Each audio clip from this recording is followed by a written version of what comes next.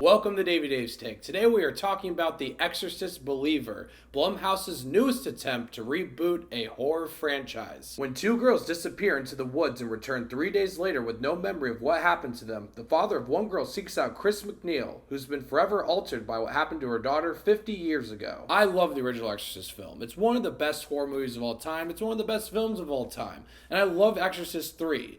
It's one of those films where if I were to say it's super underrated, it's not the case anymore. People seem to love that film now. It has a cult following, and people didn't like it when it came out back in 1990, but now I think people really appreciate that film. But I was really intrigued when I heard they were making this movie because it was going to be a requel, a reboot, and a sequel, just like those Halloween movies that David Gordon Green directed, where they're going to retcon everything after the original film. And I find that interesting with The Exorcist because Exorcist 3 was written and directed by the same guy who wrote the original Exorcist book, and he's written other Exorcist books too. So how are you going to retcon the guy who wrote the whole entire franchise? How can you retcon that? And sadly, William Friedkin passed away this year, but he did say while this film was being made that he was pretty much very against it. I think he said once he passed away, he was going to haunt David Gordon Green's dreams because he really didn't want this to be made. I don't think he really likes the idea of retconning a story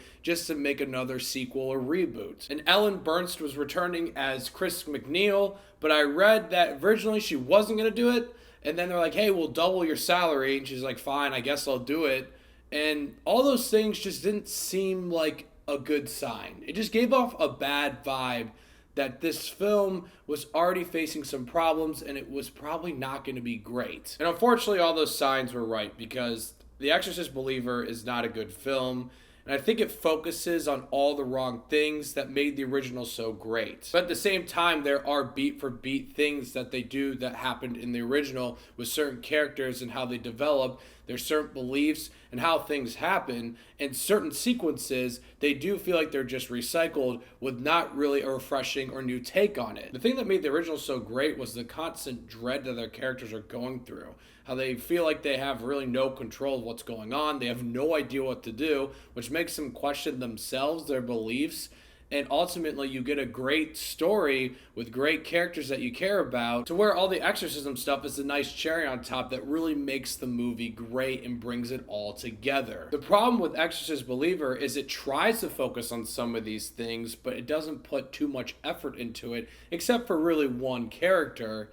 And the whole film can come off as extremely boring and uninteresting. But really the film feels like its main focus is on the creepy imagery and the exorcism itself, and even that's not really pulled off very well. The exorcism at the end is fine, but everything leading up to it was just such a drag. And let's talk about our legacy character, Chris MacNeil, played by Ellen Bernst. How was she? She was fine for the 5 minutes she was in this movie. And I'm not even saying that I wanted more of her.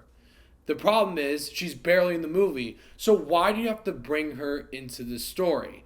And the reason they bring her back and what they do to her character, I feel like is so disrespectful. I think they completely shitted on how the original Exorcist ended, and it really shows that there is no reason to retcon everything that happened after the original Exorcist. If you're just going to bring her in for literally 5 minutes, it just makes no sense to me. It just feels soulless sometimes. It feels like a cheap cash grab. A soulless cash grab. But the thing is, since Chris MacNeil's in this movie, it doesn't feel like it's a soulless cash grab. It feels like it's possessed. A possessed cash grab. And honestly, that might be even worse. And it's a little ironic considering this is an Exorcist movie. Like I said, her performance is fine, but literally I'm just sitting there like, why is she even here? Was it really worth retconning everything just to have her in the movie for 5 minutes? There's some things that she does after Exorcist 1 that does make sense with her character, but there are other things I'm like, why did you have to do that? It really does feel like these filmmakers didn't know what made the original film great and just saw the idea to reboot a franchise again and make some money.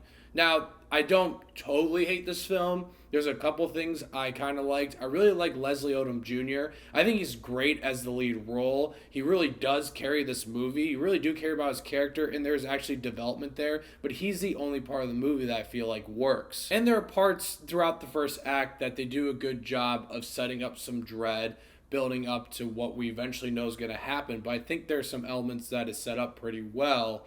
And like I said, there are some fun parts with the actual exorcism. But that's really about it. Even with the exorcism and some of the creepy imagery, there isn't anything too imaginative or creative. So the film does feel dull, it feels soulless, it feels possessed.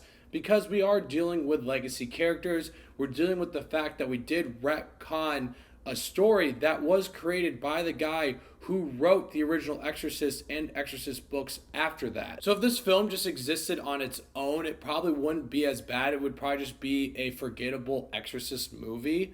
But the fact that this is part of this universe now and we've lost these other stories that happen in this universe, it does leave a bigger scar on this franchise, and I really don't know what the filmmakers were thinking here, and I really did not enjoy this movie at all. I'm going to give The Exorcist Believer 3 Davey Daves. I do think the young actresses do a good job of playing a creepy, possessed little girl, but like I said, we've seen it a million times before, so it's not like it's anything new or anything like that. So like I said, it feels like this film is just a possessed cash grab. That's the best way I can describe it.